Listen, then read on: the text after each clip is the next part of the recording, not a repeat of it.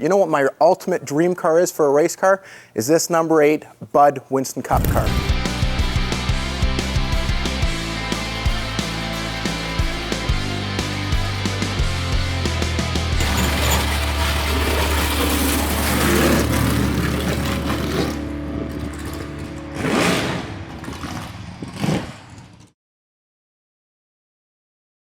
So we just got in this 2002 Dale Earnhardt Jr. stock car, built by DEI, you know, the team he raced for, his namesake. We got it in. I'm gonna drive it over to the bunker. We're gonna take some pictures, put it up on the website.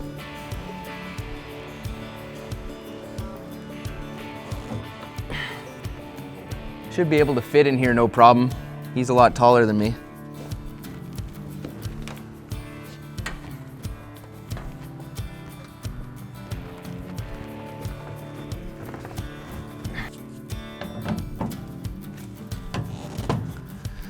Okay, so before I get a bunch of flack on the internet, we warmed up the oil, we primed it, don't worry, not just firing it cold. So turn the power on, make sure it's in neutral, put the clutch in just in case, roll the starter, and hit the ignition.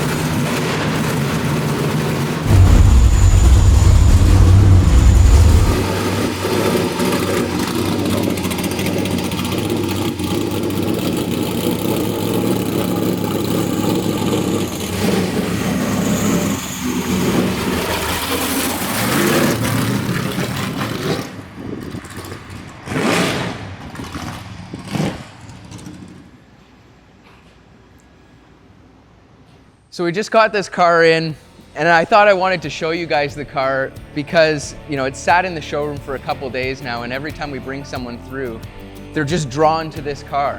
And of all the historic cars that we've had that have raced at Le Mans in the 60s and the 50s, this car right here, the number 8 Bud car, is arguably one of the most recognizable race cars on the planet. And bang for your buck, it cannot be beaten. So by 2002, all the guys in the Cup Series, they were taking all the road courses very seriously. Everyone who was the oval driver could now win on a road course, and the teams were building road course specific cars. If you guys remember the bodies of the time on the oval cars, they kept cheating the nose further left, and they were really asymmetrical as far as left and right. But you look at this car here, purpose built for a road course, pretty straight, pretty square. The nose was probably flared out a little bit. You can certainly see it on this side. And that's probably pulled in a little bit to get it in a trailer. But the fact of the matter is that this car being a road course car in today's world makes it more valuable. The reason being is there's a huge class for vintage racing NASCARs. I think at Indy this year, there were 30 vintage NASCARs that ran on the road course, all road course cars, all from different eras, and a great class to run in. You know, these cars were originally designed to go 600 miles. They're bulletproof as far as vintage racing goes. You know, they're running 10, 15 lap races. As far as vintage racing goes again, these cars are insanely safe. You'd have to try to hurt yourself in one of these things compared to a car that ran Le Mans in the 50s or 60s. You have a mechanical failure, you could find yourself in a whole heap of trouble. Show you guys under the hood here.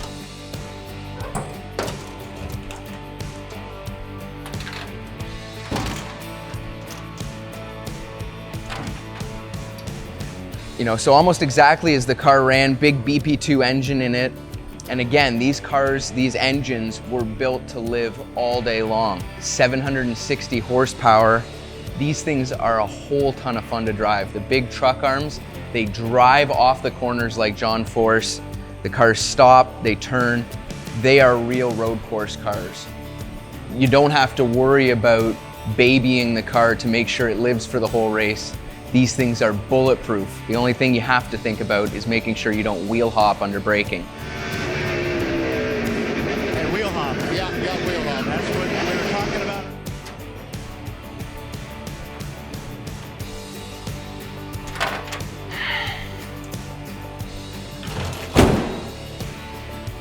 So it's funny thinking about this car is 22 years old now. And my dad, filming Dream Car Garage, was actually down at DEI with Junior and Senior during this era. And he got to drive one of these cars when they were current, right around the DEI shop. It's a neat little clip. You know, 7 years ago, when I first got bit by the race bug, I started out with a 66 Shelby Hertz car, then an A production Corvette, and last year I did my first Trans Am race. But you know what my ultimate dream car is for a race car? Is this number 8 Bud Winston Cup car, Junior's car. Why don't you tell me a little about this thing, Dale? Well, the block is a steel block, just like we have in my '69 Camaro, aluminum intake, all the same kind of stuff you'll see under the hood of that car. We tweak it a little bit to get that 700 horsepower out of it, and makes a lot of power. What about the rear ends and the trannies? Well, the rear end's actually a Ford 9-inch rear end. With NASCAR rules, everybody has to run the same thing. The transmission's a T10, so it's all standard stuff that's been in Chevrolets and Fords over the past 50 years. It's all just been beefed up for the 500 miles we run. And what's one of these things weigh? About 3,400 pounds without the driver. Now these Monte Carlos, they're pretty slick. They're real aerodynamic. Tell us about it.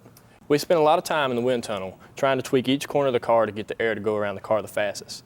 Also trying to get air on the spoiler and the nose of the car to get the most downforce. Now I've seen you tear the whole side off one of these cars. How's that affect it? Well, one time at Daytona we had the C-post collapse, and that cost 4/10 a lap, so that's how big aero is. What's the single most important thing to make these things fly? Well, I think the most important thing is whose name you got on the roof. Good answer. I'm not ready to have my name on the roof, but what do I got to do to jump in this car? Well, I do need a trunk rubber in my '69 Camaro. Done. All right, if you're gonna do this though, you gotta be cool. Stay on the compound because we don't want to get in any trouble. Anything I need to know? Well, it's just like a stock Monte Carlo. They do call them stock cars, dude. Right. There's some of Junior's guys doing a pit stop. You know what? I think I'm gonna hang a Huey and try and get some new skins for this.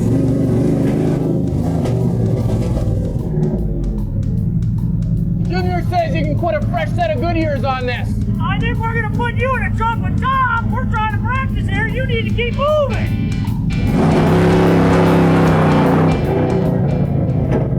You know, the interior of these are pretty plain. All you get is a steering wheel, a seat, a shifter, and a couple of gauges. Where's the air conditioning? Power windows. You've got a clutch on it.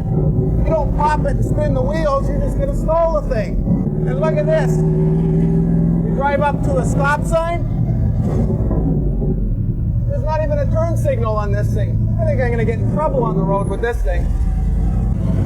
You know what's great about these cars? They've got a little club that gets together every Sunday afternoon, and they actually rent the track and go around the track. And you know what? They're getting 80 to 120,000 people watching them every Sunday. Can you imagine that?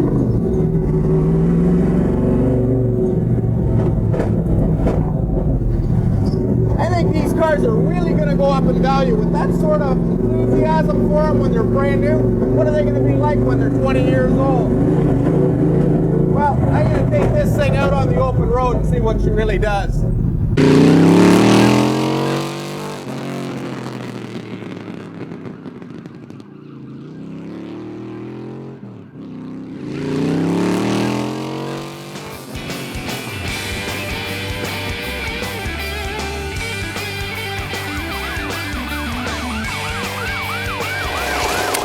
So what's neat about this car here, and probably about a lot of the cars from this day, is they're no longer competitive. So this car, it got sold with the full setup sheet from DEI, chassis number 11.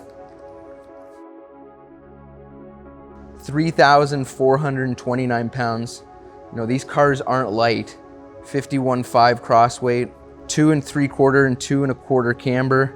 This is all great info. If the guy who buys this car ends up going vintage racing, he's gonna have the setup. And then the rest of the book just has a whole ton of stuff from the period. Yeah, some cool stuff here.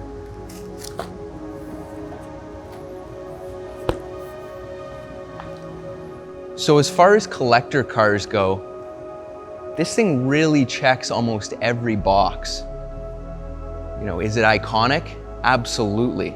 Is it desirable? Yeah. Can you use it? almost more than any other car, other than a street car. Is there big potential upside in the future as far as an investment? 100%. These cars are worth a fraction of what it would cost to recreate and build one today. You know, 1/5, 2/5 of what it would cost to build one of these cars is what you're gonna buy one of these cars for today. So now, we gotta ask ourselves, do you need a car like this?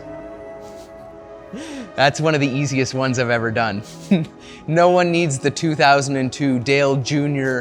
King of Beers Budweiser car. No, you don't need a car like this.